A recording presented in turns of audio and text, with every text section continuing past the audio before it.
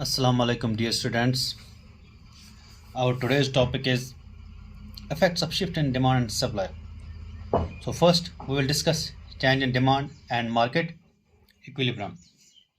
See, change in demand has two aspects: increase in demand and decrease in demand. In case of increase in demand, demand curve shifts to the right, and in case of decrease in demand, demand curve shifts to the left. The effect of increase and decrease in demand is explained through these figures.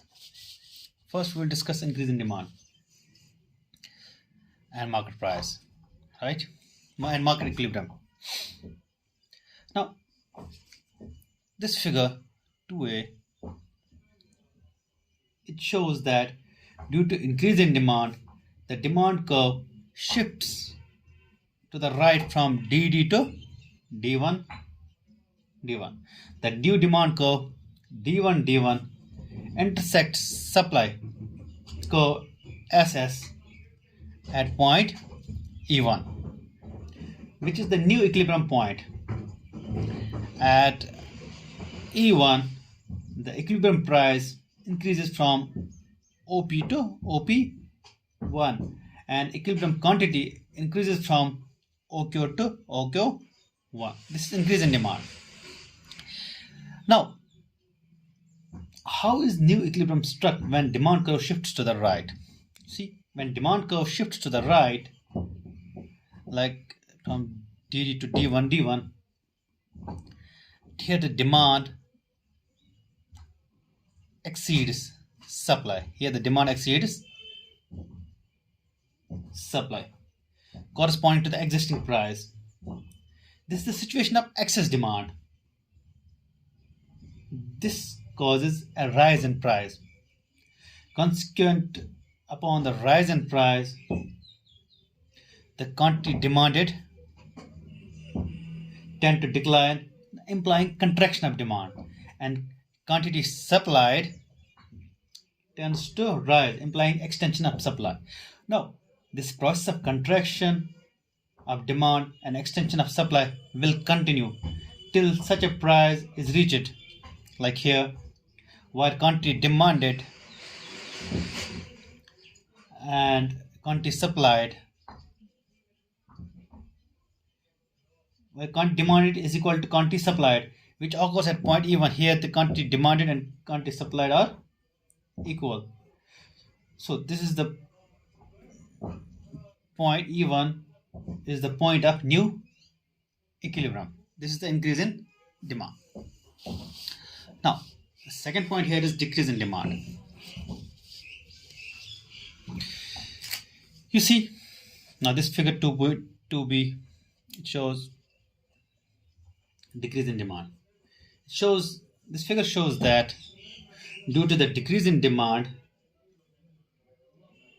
the demand curve shifts to the left from DD to D2, D2. The new demand curve D2, D2 intersects supply curve SS at point E2, which is now the new point of equilibrium. See, at E2, the equilibrium price is OP2 and equilibrium quantity is OQ2. Both equilibrium price as well as equilibrium quantity tend to fall when demand curve shifts to the left. Now, how is new equilibrium struck when demand curve shifts to the left? See, when demand curve shifts to the left, it shows decrease in demand. Now, at the old price OP, demand is lesser than supply. Here the demand is lesser than supply, implying the situation of deficiency of demand. This causes a fall in price, and consequent upon the fall in price, quantity demanded tend to increase, implying extension of demand. Implying extension of demand. And now this causes fall in price, and consequent upon the fall in price, quantity demanded tend to increase implying extension of demand, and quantities supplied tend to decrease, implying contraction of supply. This process of extension of demand and contraction of supply will continue till such a point is reached where quantity demand is equal to quantity supply. That's point E2. This occurs at point E2. This is the point of new equilibrium, right?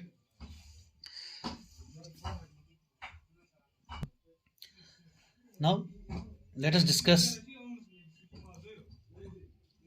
change in demand and equilibrium price, some exceptional situations. Now let's consider how increase and decrease in demand affects equilibrium price in two exceptional situations. Number one, when supply of a commodity is perfectly elastic, and number two, when the supply of a commodity is perfectly inelastic. First, we will discuss when the supply is perfectly elastic.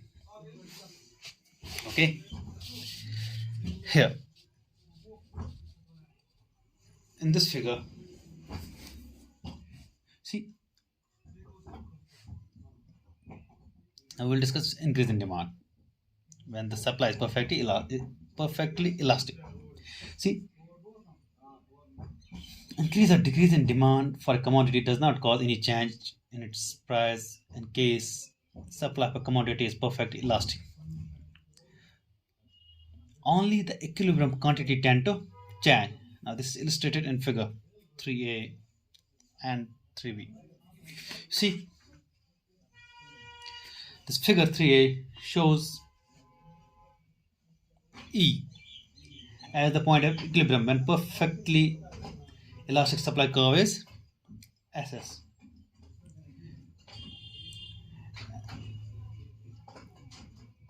And this perfect elastic supply curve SS intersects demand curve DD. See, now OP is the equilibrium price.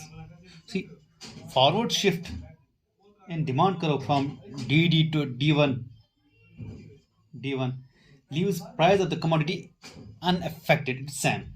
It remains constant at OP. Now, see, however, equilibrium quantity increases from OQ to OQ1. Likewise, the backward shift in demand curve from DD to